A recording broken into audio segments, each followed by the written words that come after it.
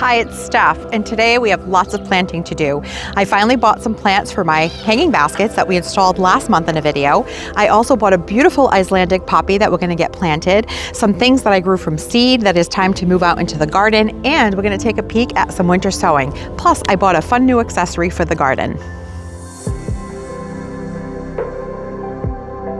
I recently added 2 new hanging baskets here on my patio, and every year I like to put Boston ferns in my hanging baskets in this area because they do really well. We get a little bit of morning sun but afternoon shade, and they really do like a shady to part shade location. And unlike annual flowers that would require me to have to deadhead them or clean them up regularly, these Boston ferns are super easy. I just have to put them in the basket, water them regularly, and they do well for me from right now in spring all the way through our first hard frost in fall. So really low maintenance. And I already have a lot of containers to take care of, so something easy is great here. Plus, I love the look of them. So I recently went to the Home Depot and they were having a sale on these 10-inch hanging baskets for $9.98. So just about $20. I picked up 2 new ones.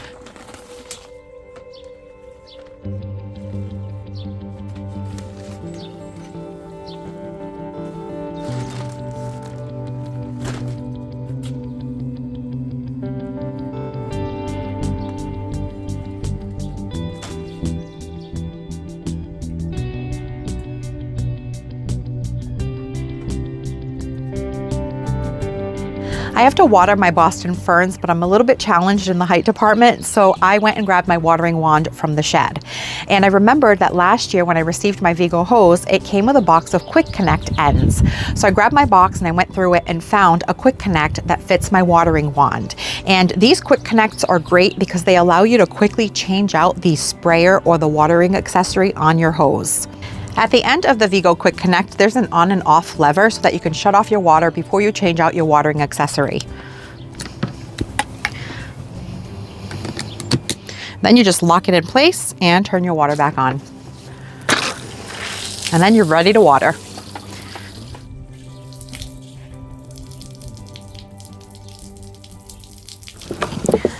This year I grew some forget-me-nots from seed, and the variety that I'm planting this morning is called Bluebird, which is appropriate as I'm listening to the beautiful bird song in the garden while I plant. This is absolutely my favorite thing to do, is to get outside nice and early while the neighborhood is still fairly quiet. I just find it so zen and just really enjoyable. But forget-me-nots will be a good choice for this border because it is a woodland bed that backs up to the woods. I do get a lot of deer and bunnies. And the forget-me-nots will be deer resistant because they have fuzzy foliage that these critters don't prefer, which is great. And I also planted lots of daffodils last fall in this bed, so I think the combination of those tiny blue blooms with the yellow daffodils will make for a really pretty spring combination. Sometimes you don't notice things in the garden until you're working in that area or that bed. And as I was working in this woodland bed, I noticed that my European ginger is starting to push out little babies or seed babies. Look at this. And there's some over there. And this is a really beautiful ground cover, but it is so slow growing. And I bought this at my garden club's plant sale, I want to say 5 or 6 years ago now, as a little 4-inch container, and it was maybe a quarter of the size. And this is how much it's grown. And it doesn't bloom, but it does drop seed because a friend of mine in the garden club told me. And so finally, I'm starting to see that happen in my garden, and it's so exciting because I would love to spread this around in this whole back bed because it is so pretty. I love the shiny foliage. Around this bed, I have these 3 mini shepherd's hooks, and on them I had some small wind chimes that have each fallen apart one by one. And this is the last one that I've had. And instead of buying some more wind chimes, because I already have a larger one on a tree over by me here, I decided that I would put some solar lanterns on them. So I recently picked these up. Let me get rid of this. It's making a lot of noise. So I recently picked these up on Amazon. I paid for them with my own money, not sponsored, but I thought that they would add a really cute glow in the evening. And I tried them out a little while ago and I really like the way they look. So I'm gonna go ahead and place these instead of wind chimes in this area.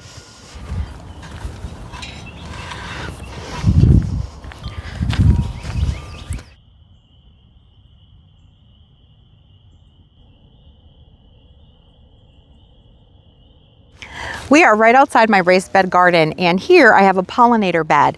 And recently, during one of my trips to the Home Depot, I picked up this really beautiful poppy. This is an Icelandic poppy called Wonderland. And look at these gorgeous blooms.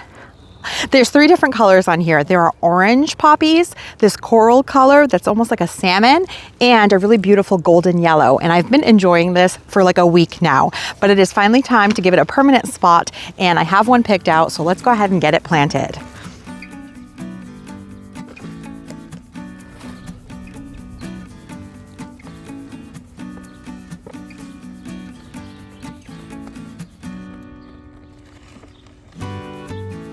I'm all done planting this beautiful poppy, and the soil in this bed is so nice and loose and fluffy from me amending it and working it over the years. So it was really great soil to plant my poppy in, and it does say that it is perennial.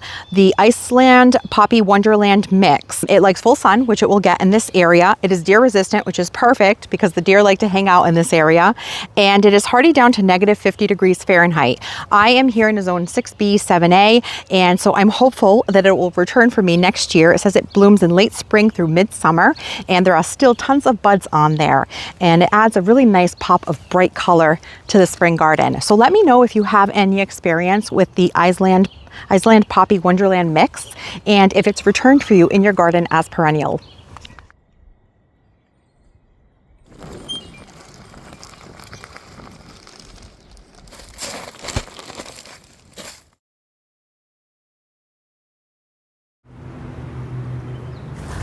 Well, that was a little bit of work to get all of these bags down here to my raised bed garden. And I placed about 3 to 4 bags of soil in each bed, depending on the size of the bed and how low the soil level had gotten.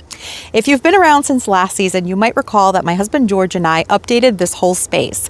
We had some wooden raised beds that had rotted, and we replaced them with these Vigo metal raised beds. And at that point, we had topped up the beds with some compost.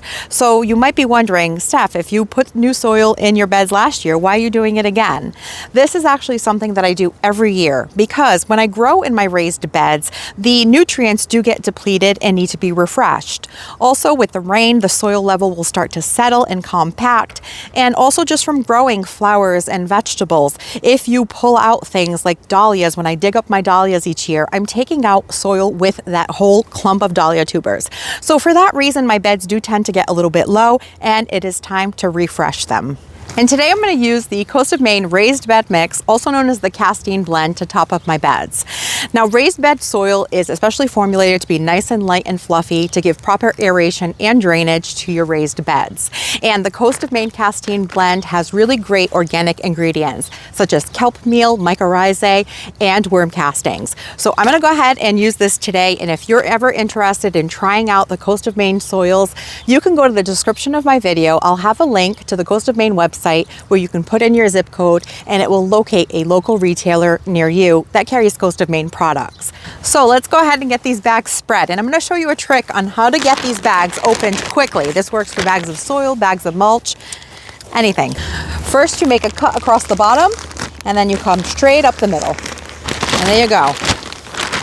Easily spills out your soil.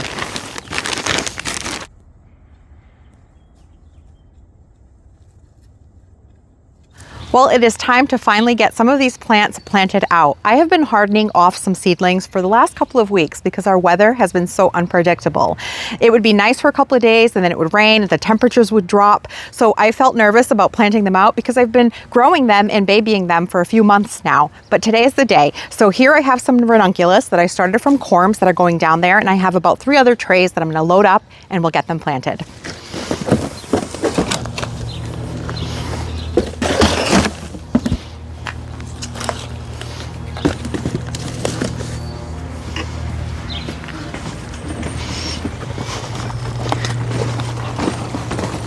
So just a couple of days ago, I went ahead and I planted some of the dill that I grew from seed because it was starting to get stressed in the trays. You can tell because it was starting to turn red, so I had to get them planted.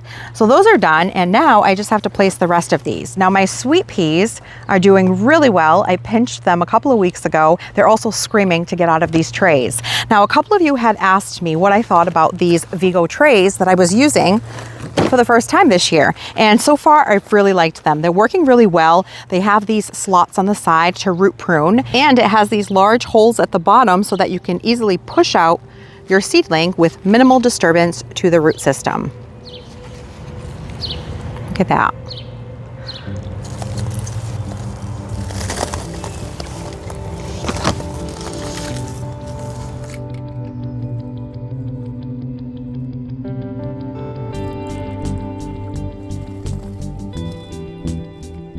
We're losing light quick, but I still have a few things I want to show you.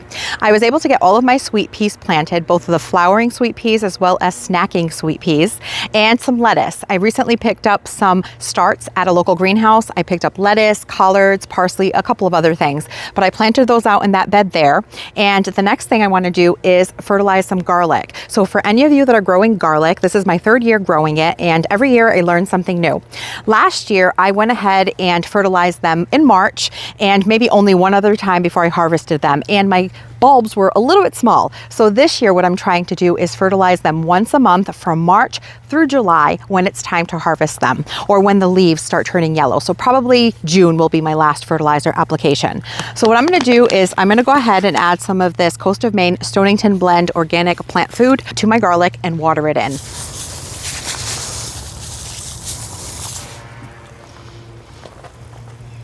Finally time to open up some winter sowing. So let's check it out. I've separated the ones that are spring or cool weather flowers and veggies. Veggies, I only have onions, but let's take a look at what's in here. So this is some poppies, and they're looking a little yellow in here. So that tells me that they could be a little stressed. So I'm gonna open them up, let them get some air, and I'm going to work on planting them soon. These poppies were winter sown on January 25th. And look at them, they look really good.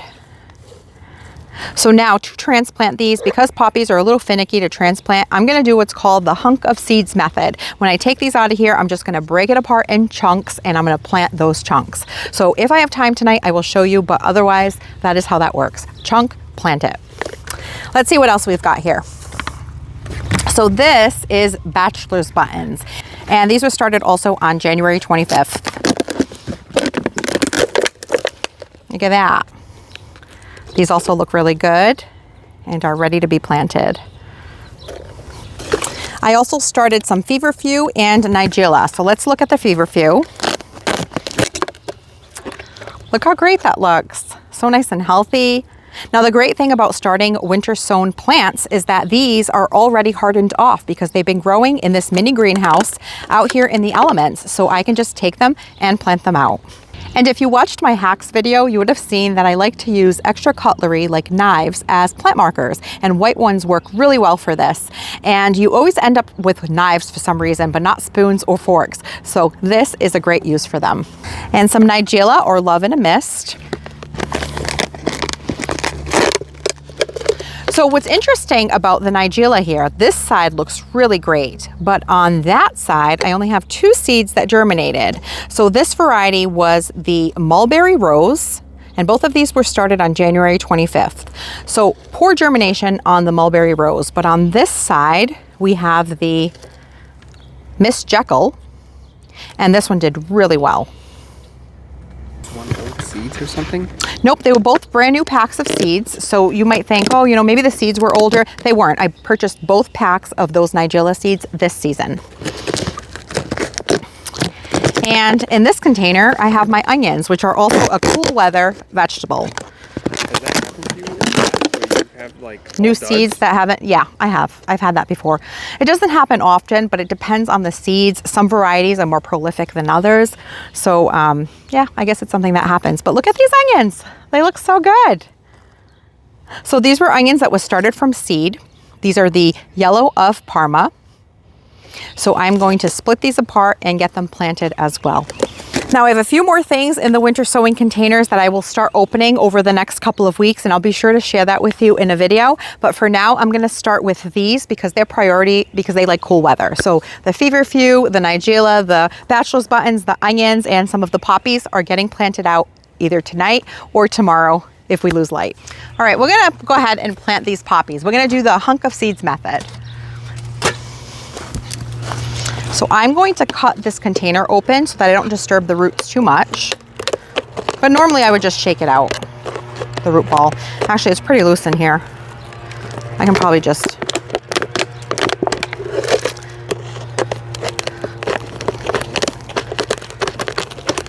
I'm not cutting my plastic too well. There we go.